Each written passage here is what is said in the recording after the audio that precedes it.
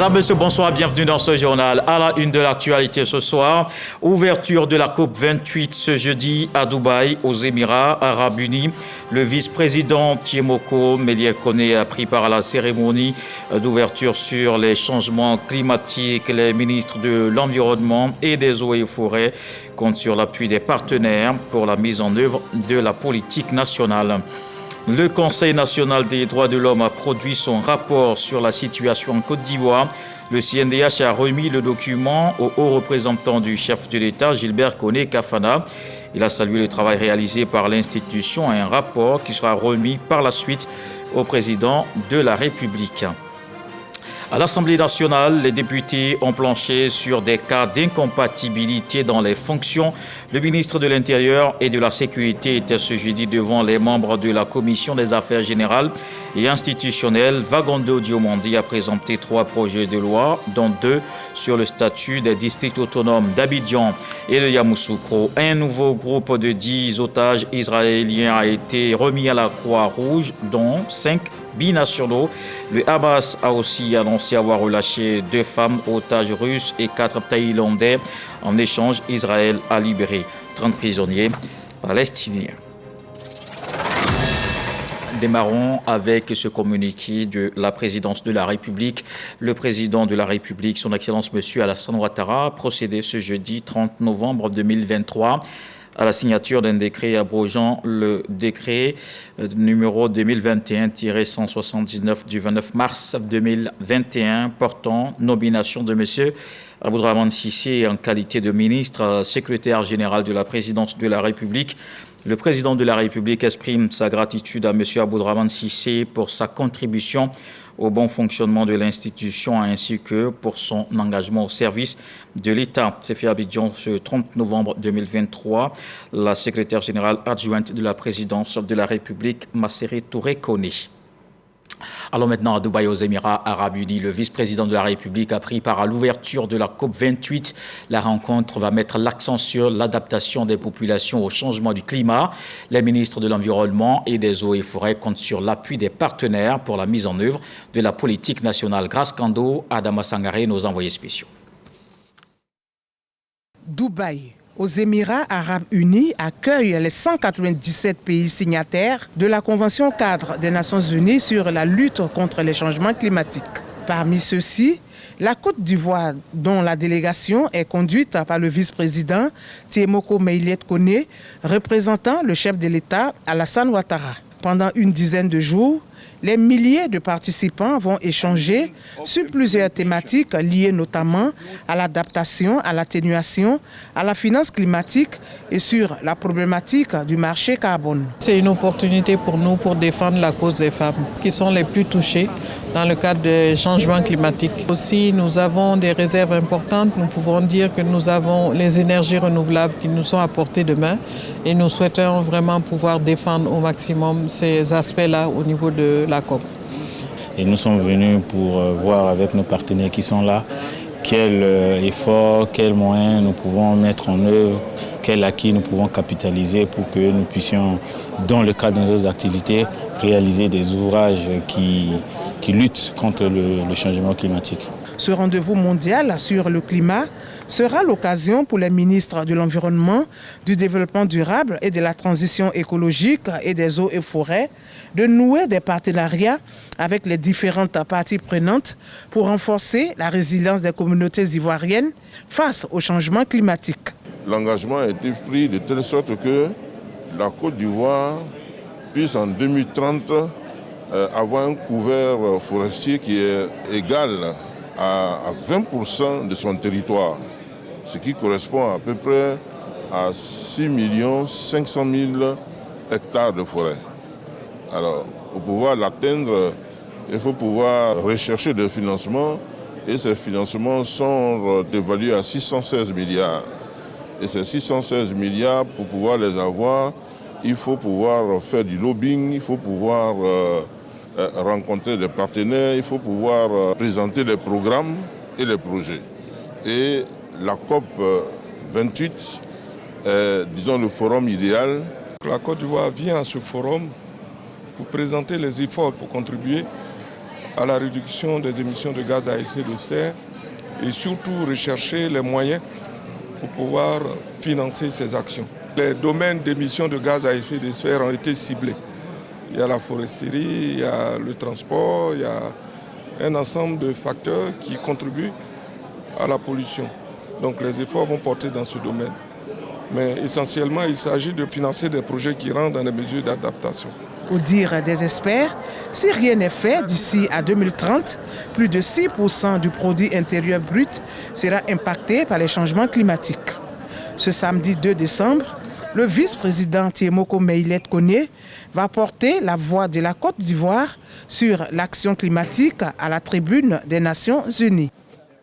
Ici en Côte d'Ivoire, la situation des droits de l'homme est décrite dans un rapport. Le Conseil national des droits de l'homme a remis le document à Gilbert Koné Kafana, haut représentant du président de la République. Le rapport sera ensuite remis au chef de l'État. On le voit avec Éric Goré. Voici le rapport 2023 de la situation des droits de l'homme en Côte d'Ivoire, remis par Nabizata Sangaré, président du Conseil national des droits de l'homme, à Gilbert Koné Kafana, haut représentant du président de la République. Chaque fin d'année, ce conseil produit un rapport en situation réelle, destiné au président de la République. Il comprend les acquis, les difficultés et les perspectives. Au titre des acquis, l'on peut citer entre autres l'accréditation au statut A de l'Alliance mondiale des institutions nationales des droits de l'homme, la disponibilité d'un centre de documentation, la pérennisation du prix national des droits de l'homme, l'organisation continue des sessions de formation de l'Université des droits de l'homme, les modes de saisine diversifiés et accessibles du CNDH aux populations 24/24 avec un numéro vert, la tenue régulière du briefing du corps diplomatique, l'implantation nationale du CNDH dans les 31 régions, la visibilité accrue du CNDH auprès des populations au vu du nombre croissant des saisines, l'existence d'un plan stratégique 2022-2025, l'existence d'un siège propre. Pour la première fois, un Ivoirien, M. Alfred Kwasi, conseiller aux droits de l'homme, siège au comité des droits de l'homme des handicapés au niveau des Nations Unies. La présidente du Conseil national des droits de l'homme reconnaît que beaucoup a été fait. C'est un document de 126 pages mis à la disposition du haut représentant du président de la République qui doit à son tour acheminer ce rapport au président Alassane Ouattara. Je me réjouis du succès réalisé par la Côte d'Ivoire sous la conduite éclairée de son Excellence Monsieur le Président de la République Alassane Ouattara. Malgré les difficultés rencontrées au cours de cette année 2022, notre pays a maintenu sa stabilité et renforcé sa présence sur la scène mondiale. C'est un réel motif de satisfaction et de fierté pour tous les Ivoiriens et les populations vivant sur notre sol. Nabizata Sangaré a fait un tour d'horizon sur les droits de l'homme en Côte d'Ivoire. Elle a insisté sur la pérennisation du prix des droits de l'homme pour faire la promotion de ce secteur. Le CNDH a aussi reçu la visite de l'ambassadeur des États-Unis en Côte d'Ivoire. Les échanges avec la présidente ont porté sur le partage de bonnes pratiques en matière de promotion et de protection des droits de l'homme. Nabizata Sangaré a présenté les actions menées dans ce sens par le Conseil. Souleymane Donissongou, Abdoulaye Koné. Jessica Davis-Barr, dans les locaux du CNDH, le Conseil national des droits de l'homme. Elle vient s'enquérir des résultats des actions réalisées au cours de l'année 2023. C'est avec une grande satisfaction que la première responsable de l'institution l'a reçue. Nous l'avons reçu avec les conseillers, lui présenter l'institution, son mandat, le travail que nous avons accompli depuis le début de l'année. Et nous avons souhaité également solliciter l'accompagnement des Américains au travail des droits de l'homme parce que nous avons notre rôle de vigie de surveiller le respect des droits de l'homme. Attachée résolument aux valeurs du respect des droits de l'homme, la diplomate américaine s'est réjouie de cette rencontre. Jessica Davis-Ba a salué les avancées obtenues par la Côte d'Ivoire sur les questions du respect des droits humains. Nous avons parlé de la collaboration dans plusieurs domaines, les enquêtes, le grand travail qu'ils sont en train de faire, pas seulement ici à Abidjan, mais surtout dans toutes les régions du pays. C'était pour féliciter le CNDH et Madame la Présidente et tous les conseillers pour le grand travail qu'ils sont en train de faire pour défendre les droits de l'homme. C'était aussi pour les encourager et de souligner l'importance que les États-Unis mettent sur les questions de droits de l'homme. La Côte d'Ivoire et les États-Unis entretiennent des relations multidimensionnelles. Les deux pays partagent une volonté commune, celle d'améliorer la situation en matière des droits de l'homme, tels que le respect de tous les droits sans discrimination de race ni de sexe, l'existence d'une société civile et le respect de la liberté d'expression. En reste justement dans la promotion des droits de l'homme, l'UNESCO en conclave à São Paulo au Brésil s'y tient le 3e forum mondial de l'organisation sur le racisme et les discriminations. Il s'agit de travailler à réduire au mieux ces inégalités. La Côte d'Ivoire est présente à ce forum avec la chaire UNESCO aux femmes et pouvoirs de décision conduite par Euphrasia Okwasi, conseillère du Premier ministre en charge des questions du genre. Le reportage de notre envoyé spécial Didier Nguessan. Tous les hommes naissent libres et égaux. Mais dans la pratique, cette déclaration des Nations Unies reste encore un idéal à atteindre. Les barrières, entre autres, se nomment discrimination et racisme. Des mots au centre des réflexions du 3e Forum mondial de l'UNESCO à São Paulo, au Brésil. Dans la lutte contre le racisme, nous avons posé plusieurs actions, notamment une loi sur les quotas, un statut de l'égalité raciale et l'enseignement de l'histoire des afrodescendants, de même que la création d'un ministère de l'égalité raciale depuis 11 mois. Ce ministère a permis à bon nombre de minorités d'accéder à la propriété. Notre expérience dans les favelas, les quartiers difficiles, nous forge. C'est une lutte collective. L'UNESCO déploie ainsi toutes ses énergies pour construire un monde meilleur. Nous avons besoin d'avoir des politiques et des décisions et d'actions qui soient vraiment effectives. Ce n'est pas seulement d'être convaincu qu'il faut faire quelque chose, c'est d'avoir les moyens de le faire d'une manière effective. Et maintenant, on va vraiment avoir beaucoup des idées, des actions qu'on va poursuivre pour vraiment avoir un impact meilleur.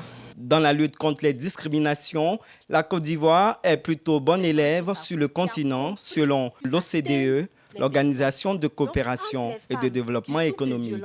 Le dernier rapport de 2023 montre la Côte d'Ivoire comme le premier pays à avoir le meilleur score de lutte contre les discriminations. Ça fait 17 ans que nous travaillons sur ces questions. C'est un programme de longue haleine. On a fait le genre de façon transversale. Le gouvernement est engagé, la société civile, les partenaires au développement, le ministère en charge de la femme. Nous travaillons ensemble pour qu'à l'horizon 2030, nous ayons de meilleurs résultats, mais aussi à l'horizon 2063, avec l'Union africaine, que vraiment cette discrimination diminue, sinon disparaisse.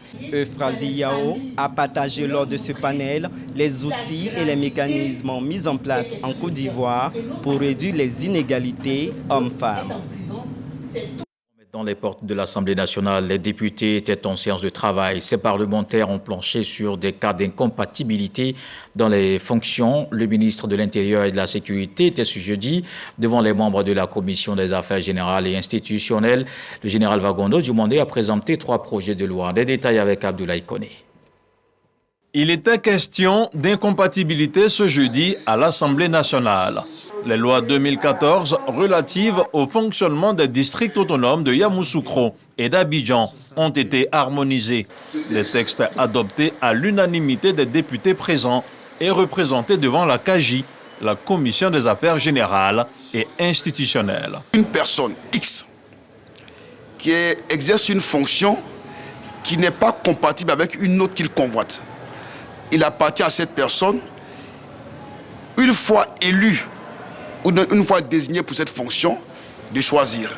soit de maintenir sa fonction précédente. En ce moment, il ne pourra pas occuper pour la fonction nouvelle, ou alors il abandonnera la fonction précédente pour la fonction nouvelle. Mais il y a naturellement des fonctions qui s'imbriquent, qui ne peuvent pas, pour lesquelles effectivement, dont l'exercice n'est pas incompatible. C'est le cas d'un député qui est maire, un sénateur qui est maire. Mais naturellement, vous savez bien qu'un maire ne peut pas être en même temps que président du conseil régional. Le troisième texte soumis aux députés aura permis de ratifier une ordonnance prise par le chef de l'État dans le cadre des élections municipales, régionales et sénatoriales au cours de l'année 2023. Une mesure prise de façon exceptionnelle pour faciliter le quotidien des populations et qui devient, à compter d'aujourd'hui, une loi. Mais au-delà justement des textes que nous avons présentés, j'ai salué la contribution des députés qui ont eu à cœur de faire des propositions dans le cadre de l'amélioration du statut des élus locaux de façon globale, dossier sur lequel nous sommes en train de travailler avec la plus grande attention. Je voudrais assurer que le président de la République, conformément aux instructions qu'il nous donne, a à cœur de faire en sorte que chacun se retrouve dans le tissu socio-économique et dans le train du développement de notre pays. La session de ce jour répond à la volonté du gouvernement d'assainir le milieu des entités décentralisées, tout ceci afin que les autorités élues soient dignes des fonctions qu'elles occupent. Dans l'actualité politique, dans le Guémont, la campagne pour la reprise de l'élection le 2 décembre s'est bien déroulée. Les partis politiques en compétition ont tous appelé leurs militants et sympathisants à respecter le jeu démocratique. La région doit sortir des violences et penser le développement. Le reportage de Walter Amadou Ouattara va au Richard. Au siège régional du PDCI RDA à Diokwe, l'heure est à la mobilisation pour des élections partielles sans violence. La paix, c'est notre credo. Nous avons accepté les décisions de la CEI. Nous avons validé certains résultats et d'autres ont été invalidés et on nous appelle à retourner aux urnes. Tout ceci se passe dans l'ordre. Nous invitons toute la population à aller au vote et que le meilleur gagne. C'est la même dynamique au PPACI. Je demande à la population, je demande personnellement et particulièrement à mes militants, aux votants du PPACI, d'aller aux urnes, d'aller s'exprimer et de laisser la CEI faire les décomptes dans la paix. À la place de la paix, toujours à Diokwe, des émissaires du RHDP s'entretiennent avec la population. Également évoqué l'entente entre les cadres de la région du Guémont.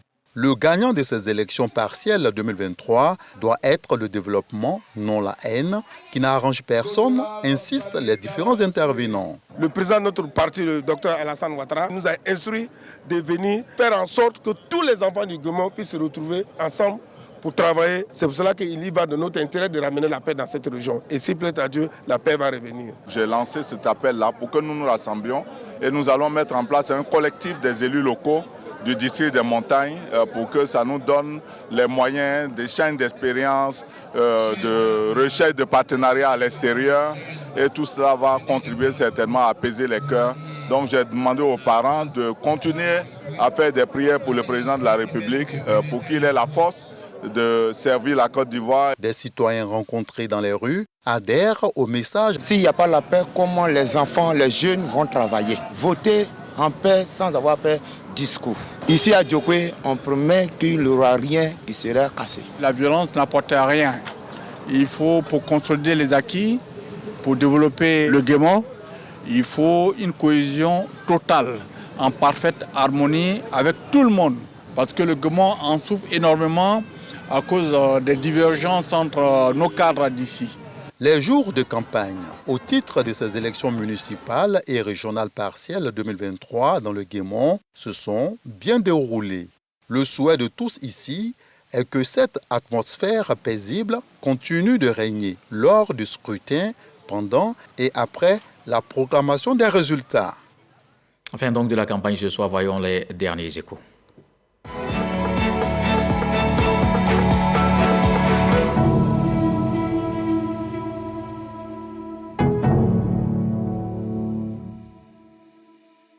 place justement dans le Guémon, un indépendant était dans les différentes localités pour appeler les populations à le soutenir. On retrouve Walter Amadou Ouattara. Jean-Nestor Pondéré-Bako est candidat indépendant au régional 2023. Son slogan, purification, réconciliation, développement. Absent de son quartier général, il autorise l'un de ses directeurs de campagne à intervenir en son nom. Bako Nestor est prêt pour changer la région du Guémon, surtout le développement, la route, l'électrification, au niveau de l'agriculture, la jeunesse. Il va trouver des travail pour eux et installer des usines. Il a décidé d'aider les femmes, créer des usines.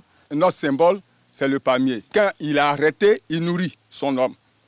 Même quand il est couché, il nourrit son homme. Même si on sent qu'il est mort, il nourrit son homme. Amadou Ouattara nous conduit cette fois à Kouibli pour les municipales. 2 candidats ont expliqué leur programme à nos reporters. Ils sont déterminés à remporter l'élection municipale pour mettre en œuvre les actions de développement. Seule femme parmi les candidats en liste à Kouibli, Nadège Grao-Dessiba défend les couleurs du PDCI RDA. La mise en marche du bloc opératoire de l'hôpital général et la cohésion entre les cadres constituent ses premières actions une fois élu maire. La léthargie dans laquelle Kouibli vit n'arrange aucun fils de Kouibli. Voilà la route qui n'est pas encore faite. Et puis c'est à Mans qu'on s'en va opérer les parents. Je préfère ouvrir le bloc opératoire. Une fois ça c'est fait, je m'attaque au problème d'assainissement en même temps que l'école. Celui qui ne connaît pas le papier, il peut apprendre au moins un métier. J'ai aidé 45 jeunes. J'ai une formation en cours. J'ai déjà commencé en aidant les femmes à faire des champs, des maniocs et je leur donne des broyeuses. Richard Sohou veut obtenir le titre de maire de Kouibli pour redorer l'image de cette localité qui, selon lui, connaît une léthargie. L'assainissement, l'emploi des jeunes et des femmes ainsi que la santé des chapitres qui figurent dans son programme de gouvernance. Nous sommes candidats pour apporter un mieux-être à nos populations. Nous allons financer les projets de nos femmes pour qu'elles soient autonomes. Nous avons demandé aux jeunes de se mettre en coopérative pour pouvoir financer les projets. Kouibli, qui est un département dans une situation délabrée, il faut au moins reprofiler les voies. Au niveau de la santé, nous n'avons pas de bloc opératoire. Dès que nous serons élus, ce sera l'une des priorités. À San Pedro, Sam Konon a rencontré 2 candidats, un indépendant et celui qui porte les couleurs du RHDP. Capé César, candidat indépendant de la liste Nouveau Départ, ne veut plus se présenter au municipal partiel du 2 décembre 2023. Il a décidé d'apporter son soutien à la candidate indépendante Cissé Nakaridja. On est allé, on pouvait appeler ça le premier tour. Mais au premier tour, on a constaté que l'électorat que nous avons eu, si nous devions reprendre, il allait être très difficile de remonter la pente. Quand tu reconnais que tu ne peux pas accéder à un certain niveau, il y a le jeu d'alliance qui s'est fait. Nous donnons carte blanche à ceux qui avaient cru en nous de se mettre à la disposition de Dame Nakaridja Cissé. Après avoir pratiqué le porte-à-porte pendant 6 jours, le candidat du RHDP, Anoble Féliste, pour le dernier jour de campagne, a opté pour des parades dans la ville. Avant le meeting de clôture, le maire sortant se dit confiant quant à sa réélection. J'ai participé à la transformation totale de la ville de San Pedro. Quand j'arrivais en 2018 à la tête de cette ville, elle ressemblait plus à un gros campement qu'à une ville moderne. Nous avons besoin donc d'encore un peu plus de temps pour faire encore plus. Nous sommes sortis d'un scrutin le 2 septembre avec un résultat qui nous a surpris. Mais Dieu, qui est maître de toutes choses, nous redonne donc de pouvoir revenir.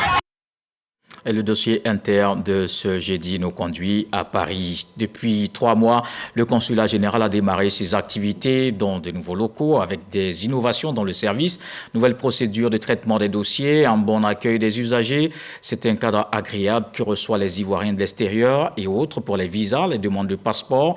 Visite guidée du nouveau consulat de Côte d'Ivoire à Paris à suivre dans ce dossier interne de ce soir avec Hamza Diaby et Zakaria Traoré.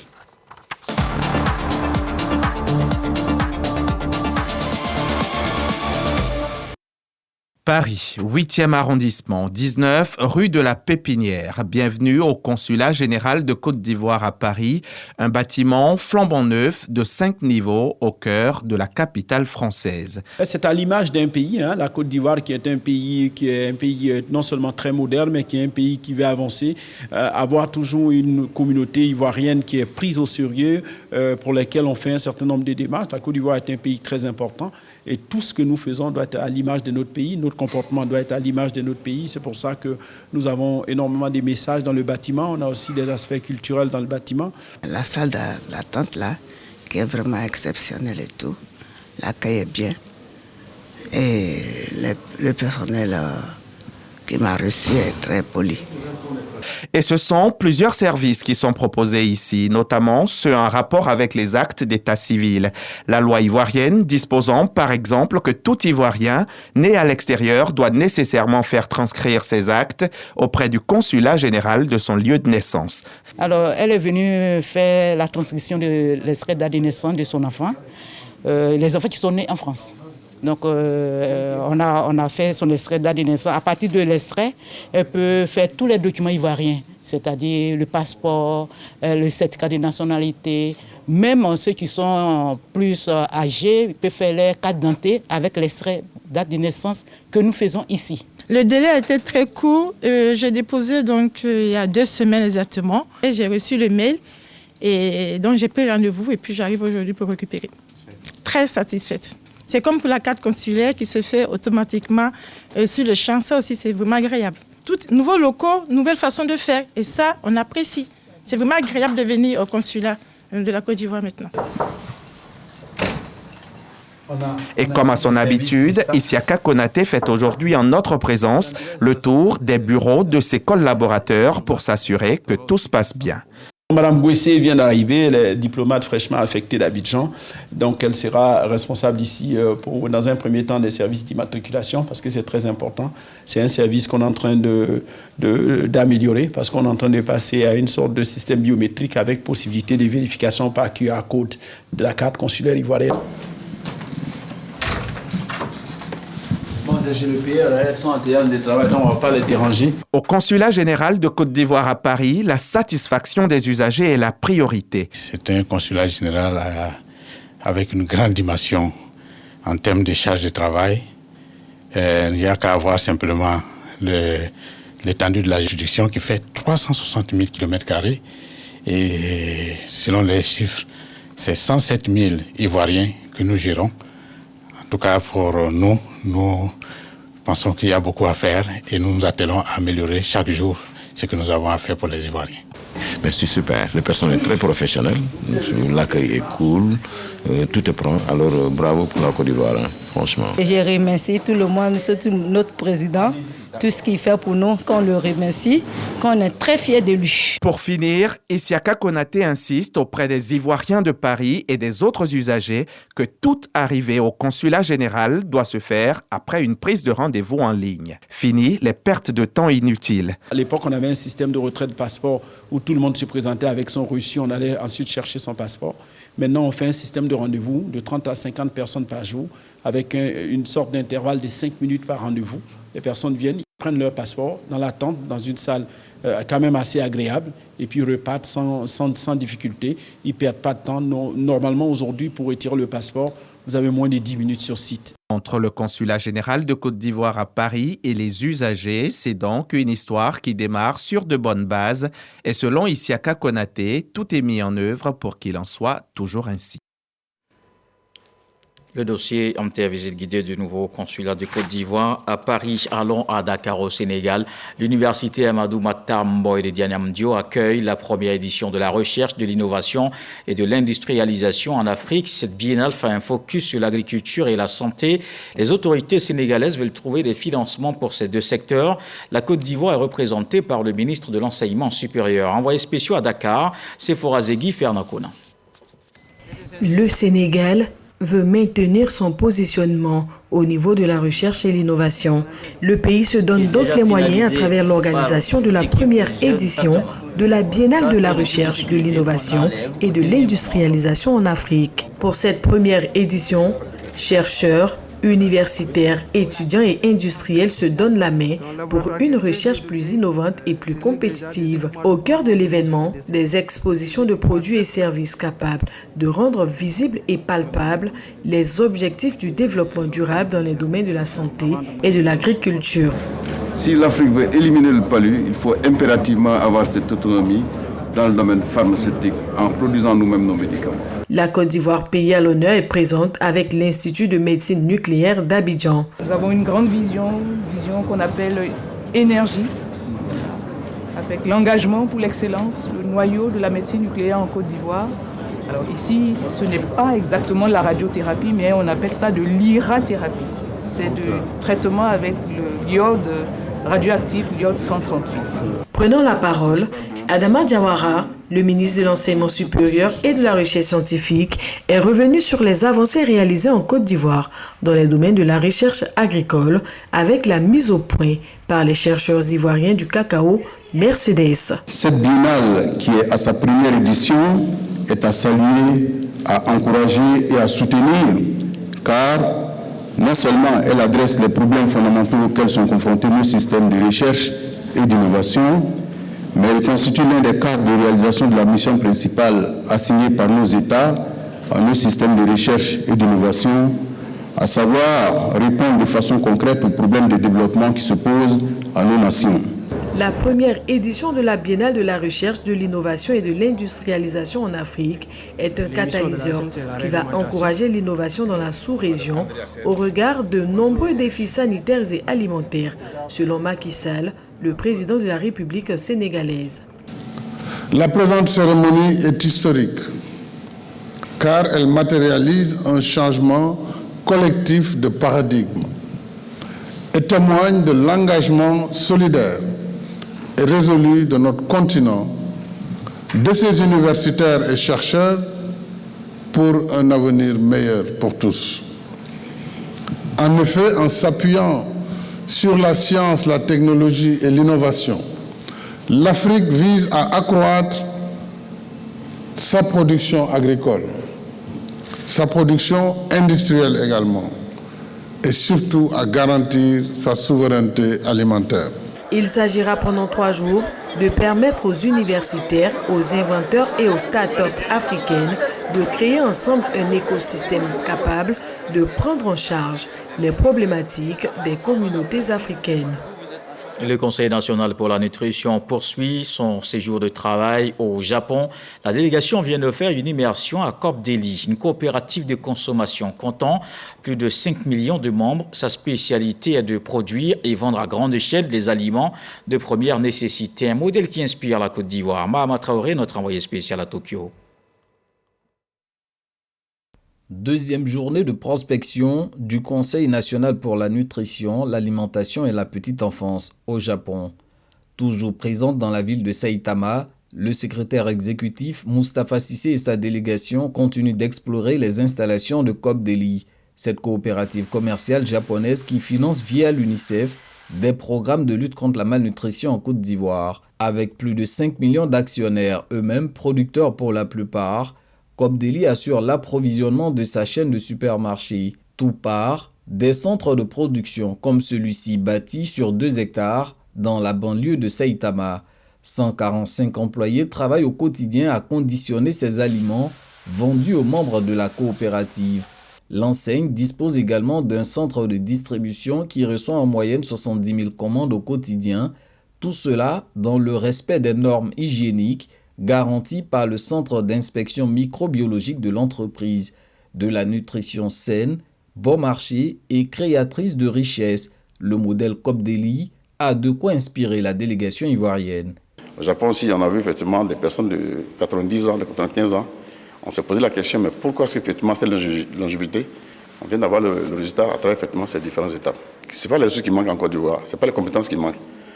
Et je pense que les moyens, si on peut les avoir, c'est une question vraiment de volonté politique. Et je pense que lorsqu'on sera chez nous en Côte d'Ivoire, on pourra faire un compte rendu effectivement à nos autorités pour que effectivement le modèle du Japon soit implémenté en Côte d'Ivoire.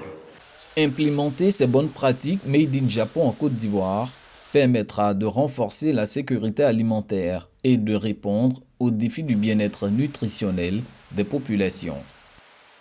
Retour sur ce communiqué, le président de la République, son Excellence M. Alassane Ouattara, a procédé ce jeudi 30 novembre 2023 à la signature d'un décret abrogeant le décret numéro 2021-179 du 29 mars 2021 portant nomination de M. Aboudrahmane Cissé en qualité de ministre secrétaire général de la présidence de la République. Le président de la République exprime sa gratitude à M. Aboudrahmane Cissé pour sa contribution au bon fonctionnement de l'institution ainsi que pour son engagement au service de l'État. C'est signé la secrétaire générale adjointe de la présidence de la République, Masséré Touré Koné. Dans le reste de l'actualité, un nouveau groupe de 10 otages israéliens a été remis à la Croix-Rouge, dont 5 binationaux. Le Hamas a aussi annoncé avoir relâché 2 femmes otages russes et 4 Thaïlandais. En échange, Israël a libéré 30 prisonniers palestiniens. La trêve entre Israël et le Hamas a été prolongée in extremis jusqu'à vendredi matin, mais elle semble de plus en plus fragile après l'attaque revendiquée par le Hamas qui a fait 3 morts à Jérusalem ce jeudi. Il s'agit d'une attaque à l'arme à feu contre un arrêt de bus par 2 Palestiniens affiliés au Hamas qui ont été abattus. Voilà ce qui met un terme à ce journal. Merci de l'avoir suivi. Retour de l'actualité 23h. Demain 20h, retrouvez Marie-Laure Goran. On se quitte avec ce que dit le sage ce soir. Donner est plus une affaire de cœur que de richesse.